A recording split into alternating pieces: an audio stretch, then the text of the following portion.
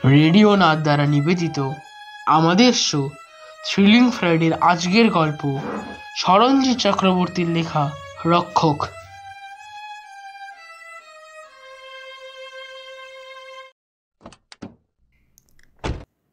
গাড়ি থেকে নেমে চারদিকে দেখল রক্তিম। সূর্য ডুবলেও এখনো আলো আছে আকাশে। তার নরম ছটায় ওরাডুর সানগ্লেন শহরটা কি অদ্ভুত নিস্তব্ধ হয়ে আছে।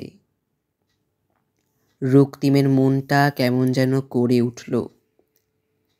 এখানেই একদিন ওর দাদু রমেন সমাজপতি এসেছিলেন, দ্বিতীয় বিশ্বযুদ্ধে অংশ নিয়েছিলেন। ভাবলেই অদ্ভুত লাগছে। রক্তিম সাইড ব্যাগ থেকে ডায়েরিটা বের করে দেখল একবার। রমেনের লেখা ডায়েরি, লাল চামড়ায় বাঁধানো। যদিও বহু পুরনো হওয়ায় লাল রংটা বেশ চলে গিয়েছে। রক্তিম বুকের কাছে ডায়েরিটা ধরে এগিয়ে গেল সামনে। ওর কাজ আছে একটা, তাই ফ্রান্সে কাজে আসা ইস্তক এই শহরটায় আসার চেষ্টা করেছে এতদিনে। রমেন সমাজপতি এই ডায়েরিতে একটা কাজের কথা লিখে গিয়েছেন। ওদের বংশের কেউ যেন সেই কাজটা সম্পূর্ণ করে। তাই আজ এত বছর পরে ওর সেই না দেখা পূর্বপুরুষের শেষ ইচ্ছেটা পূরণ করতেই এখানে এসেছে রক্তিম। পাথরের রাস্তা দিয়ে এগিয়ে গেল ও। গা ছমছম করছে। এই নির্জন জনশূন্য গ্রামটি যেন এখনো সেই 1944 সালেই আটকে আছে। রক্তিমের মনে পড়ল ডায়েরিতে লেখা সেই ঘটনাটা। ভাবল, সত্যি কি এমন হয়েছিল? 1944 জুলাই, ফ্রান্স।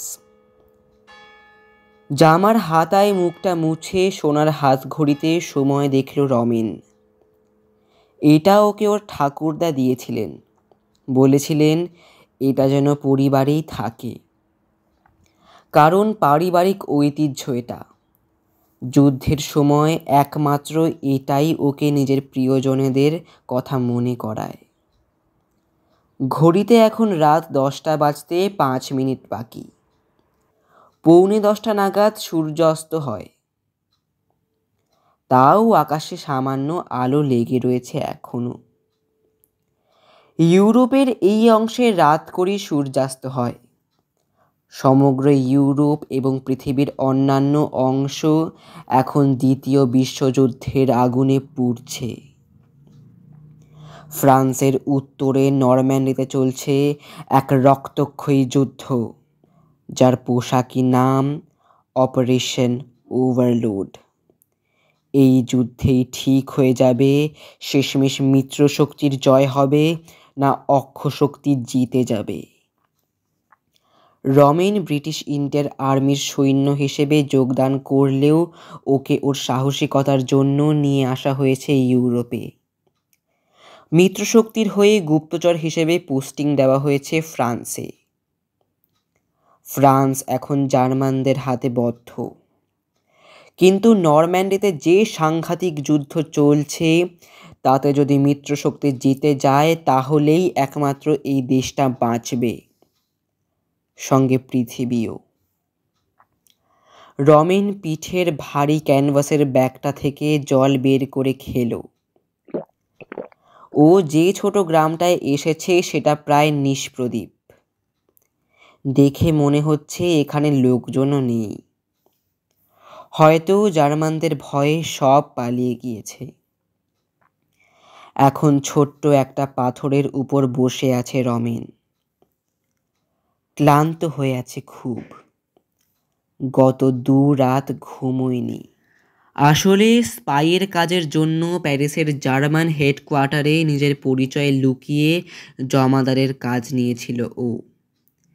আর সেখান থেকেই ও লুকিয়ে একরকম চুরি করে নিয়ে এসেছে খুব গুরুত্বপূর্ণ একটা ফাইল। নরম্যান্ডির যুদ্ধে জার্মানরা যে স্ট্র্যাটেজি নিতে যাচ্ছে, নতুন করে নিজেদের সৈন্যদের যে সাহায্য পাঠাচ্ছে, তার গোটা পরিকল্পনাটা আছে এই ফাইলে। এটা এবার নরম্যান্ডির শহরে ব্রিটিশ সেকেন্ড আর্মিকে পৌঁছে দিতে হবে। এই বন্দর শহর কতে এখন ভয়ঙ্কর যুদ্ধ চলছে ব্রিটিশ সেকেন্ড আর্মি ও জার্মান প্যাঞ্জার গ্রুপ বাহিনীর মধ্যে। এই ফাইলটা ঠিক সময় মতো ব্রিটিশ আর্মির হাতে না পৌঁছলে জার্মানদের আর ঠেকানো যাবে না। রমেন দেখল পাশেই একটা ছোট্ট কুয়ো। তার পাথরের পাঁচিলের উপর কাঠের একটা বালতি রাখা আছে। ওর জল তেষ্টা পেয়েছে খুব। ও জানে না এই গ্রামে কতক্ষণ ও নিরাপদ। ও যে এই ফাইলটা নিয়ে এসেছে সেটা জেনে গিয়েছে জার্মানরা, এবং ওকে ধরে মেরে ফেলার জন্য 5 সদস্যের একটা বাহিনীও পাঠানো হয়েছে ওর পিছনে। তারা পাগলা কুকুরের মতো খুঁজছে ওকে। হাতে পেলে ওকে মেরে ফেলতে 1 মুহূর্ত সময় নেবে না। রমেন কুয়োটাকে দেখল। যুদ্ধে যখন মানুষ গ্রাম ছেড়ে পালিয়ে যায় তখন তারা যতটা পারে জিনিসপত্র সঙ্গে করে নিয়ে যায়, আর যা নিতে পারে না তা নষ্ট করে দিয়ে যায়, শস্য পুড়িয়ে দিয়ে যায়, কুয়োর জল মিশিয়ে দিয়ে যায় বিষ, যাতে কিছুতেই শত্রুপক্ষের কোনো সুবিধেই না হয়। রমেন ভাবল, এরাও কি জলে বিষ মিশিয়ে দিয়ে গিয়েছে? কিন্তু তেষ্টায় তো বুকের মধ্যেটা ফেটে যাচ্ছে। ওর সঙ্গে যে বোতলের জল ছিল তা অনেক আগেই শেষ হয়ে গিয়েছে। জার্মানরা কখন এই গ্রামে চলে আসবে ঠিক নেই। গত কয়েকদিন আত্মগোপন করে হেঁটে সামান্য রুটি আর শুকনো বিন খেয়েও ও ক্লান্ত, আর পারছে না। জল একটু খেতেই হবে।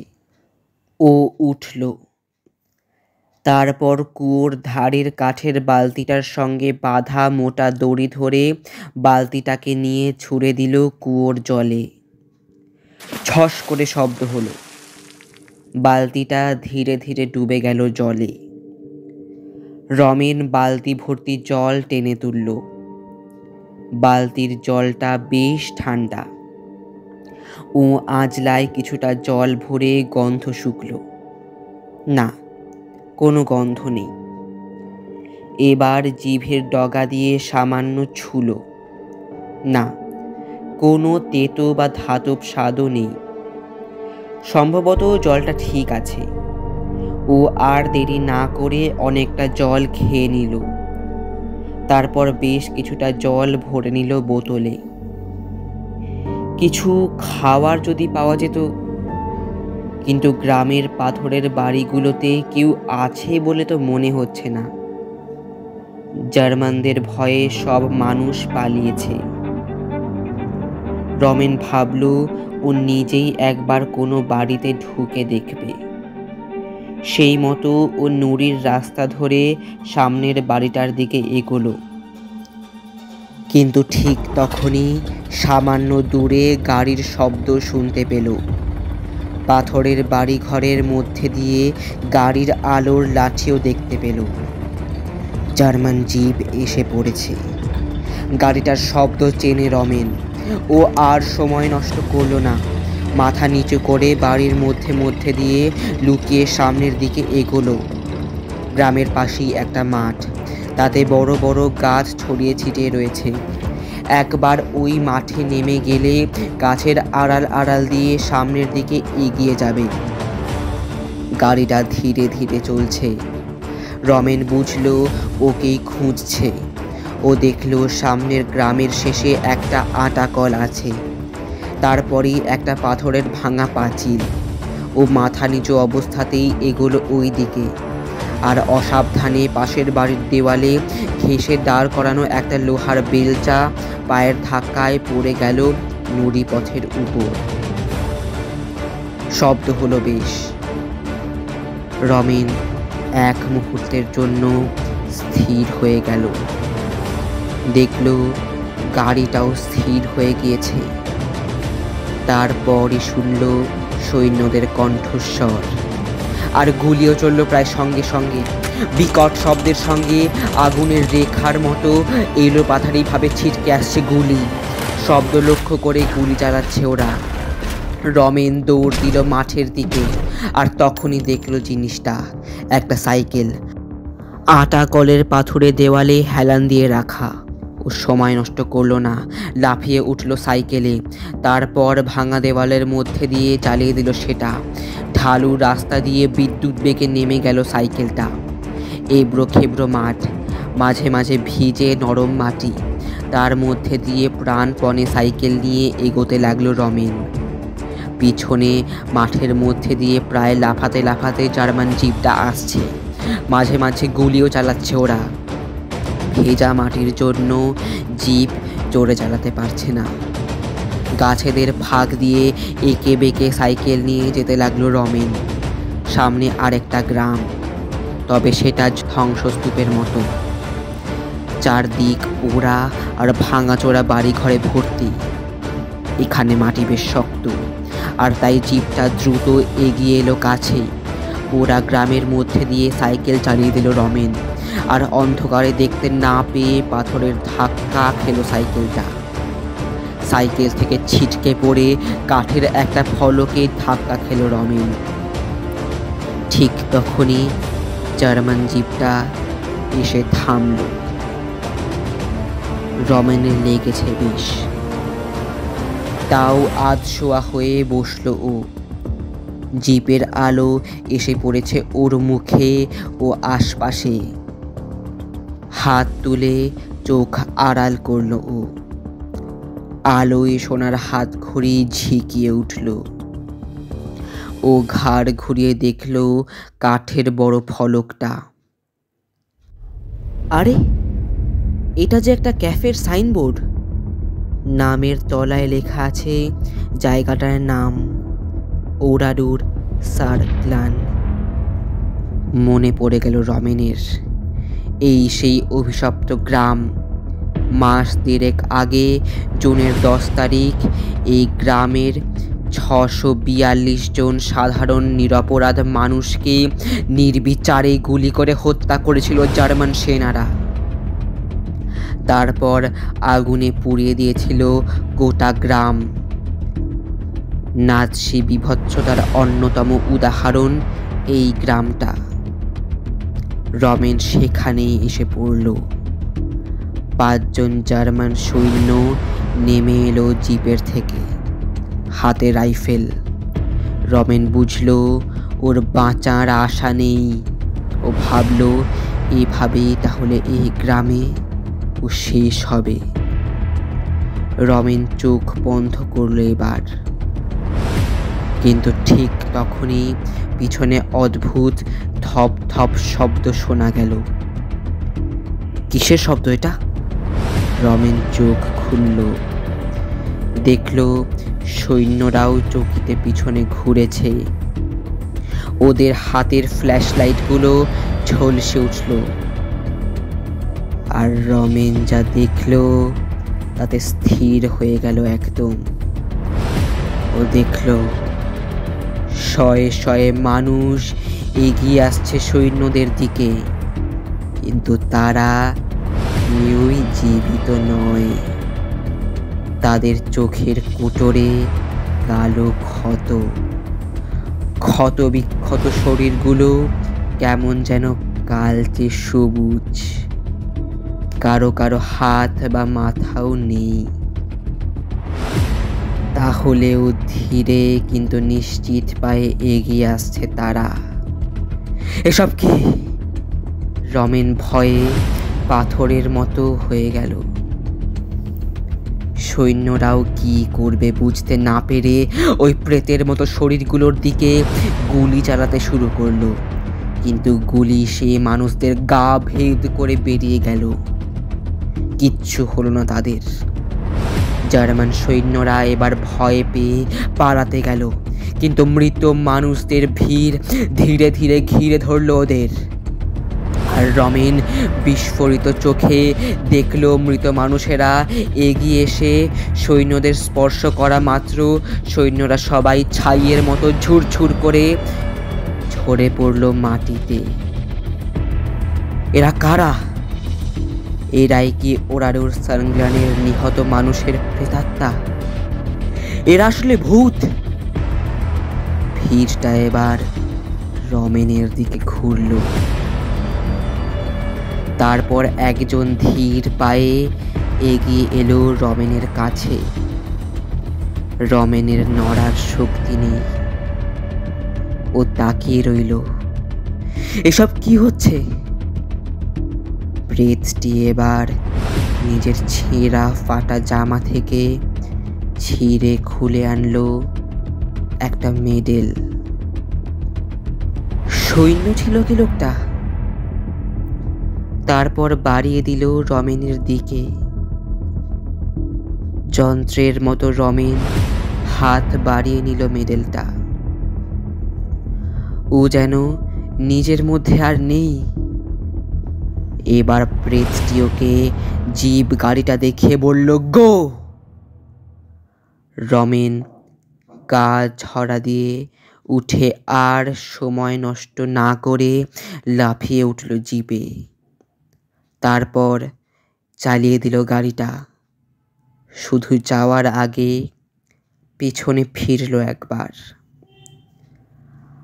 আর আশ্চর্য হয়ে দেখল আবছা ধরে আর কেউ নেই। শুনশান হয়ে আছে ওরারুর সারগ্লান। এখন গোটা ঘটনাটা লাল ডায়েরিতে পড়েছে রক্তিম, কিন্তু সত্যি বলতে কি বিশ্বাস করেনি। ওয়ার ট্রমা, ওয়ার ফ্যাটিক সহ নানান কারণে নিশ্চয়ই রমেন সমাজপতি ভুল দেখেছিলেন। লোহার মেডেলটা নিশ্চয়ই কুড়িয়ে পেয়েছিলেন এখানেই কোথাও। রমেন সেদিন কতে পৌঁছলেও পরে নরম্যান্ডির যুদ্ধে মারা যায়, তবে শরীর খুঁজে পাওয়া যায়নি। পরে ওর জিনিসপত্রের সঙ্গে এই ডায়েরিটি ওদের বাড়িতে ফেরত আসে। এত বছর পরে রক্তিম পেয়েছে সেই ডায়েরিটা। বাড়ির আর কেউ অত গা করেনি আসলে, কিন্তু রক্তিম ডায়েরিটা পেয়ে সবটা পড়েছে। সেখানেই খাপে পেয়েছে এই মেডেলটাও। দেখেছে রমেন লিখেছেন যে মেডেলটা সাময়িক বিহ্বলতায় গ্রহণ করলেও আসলে এটা পাওয়ার যোগ্য উনি নন। ওরারুর সারগ্লানে যেন ওর বংশের কেউ গিয়ে রেখে আসে মেডেলটা। শহীদের গ্রামেই যেন ফিরে যায় এই মেডেল। তাই ফ্রান্সে আসার সময় রক্তিম নিয়ে এসেছে এটা। ওর পূর্বপুরুষের শেষ ইচ্ছে ও পূরণ করতে চায়। মেডেলটা হাতে নিয়ে সামনে এগুলো রক্তিম। আলো আরও নরম হয়ে এসেছে। ও দেখল বড় গির্জা একটা, তবে ভাঙাচোরা। আসলে যুদ্ধের পর এই গ্রামটাকে ফরাসি সরকার সারাই করেনি। নাৎসি বর্বরতার চিহ্ন হিসেবে এটাকে রেখে দেওয়া হয়েছে বিধ্বস্ত অবস্থাতেই। রক্তিম ভাবল গির্জাতেই ও রেখে যাবে মেডেলটা। গির্জার মধ্যেই ঢুকল রক্তিম। বাইরের অল্প আলো আধারই তৈরি হয়েছে। ভাঙাচোরা জিনিসের মধ্যে একটা কাঠের টেবিল দেখল ও। সেখানে গিয়ে রাখলো মেডেলটা। তারপর পিছনে ফিরতে যাবে এমন সময় টুংটাং শব্দে অর্গান বেজে উঠল কাছে। রক্তিম চকিতে ঘুরল, দেখল সামান্য দূরে আবছায়ার মধ্যে একজন বসে আছে। কে এখানে? এখন তো কারো থাকার কথা নয়। মানুষটা ঘুরল এবার, তারপর ধীরে ধীরে এগিয়ে এলো ওর দিকে। বাইরের থেকে আসা আলোয় রক্তিম এবার দেখল মানুষটাকে, আর সঙ্গে সঙ্গে সারা শরীরের রক্ত যেন জমে গেল ওর। এই মানুষটার ছবি ও দেখেছে, ওর বাড়ির বসার ঘরেই আছে। এই তিনি যার দেহ পাওয়া যায়নি। ওর ঠাকুরদা রমেন সমাজপতি। রক্তিম দেখল রমেনের মাথায় গভীর ক্ষত কালচে হয়ে আছে, সারা শরীরও কালচে সবুজ, চোখে প্রেতের দৃষ্টি। রক্তিম নড়তে পারল না। রমেন তাকিয়ে রইলেন ওর দিকে, তারপর অদ্ভুতভাবে হাসলেন, বললেন, এটা নাও, নষ্ট হতে দিও না। রক্তিম যন্ত্রের মতো হাত বাড়ালো। রমেন কিছু একটা দিলেন ওর হাতে, তারপর ওর সামনে হাওয়ায় মিলিয়ে গেলেন ধীরে। শূন্য গির্জায় শুধু হাওয়ার শব্দ এখন, দূরে রাত পাখির ডাক। রক্তিমের যেন ঘোর কাটল এবার। ওর হাতের পাতায় রাখা জিনিসটা দেখলো একবার। দেখল ওর হাতে পুরনো সোনার হাত ঘড়ি, ওদের সেই ঐতিহ্য।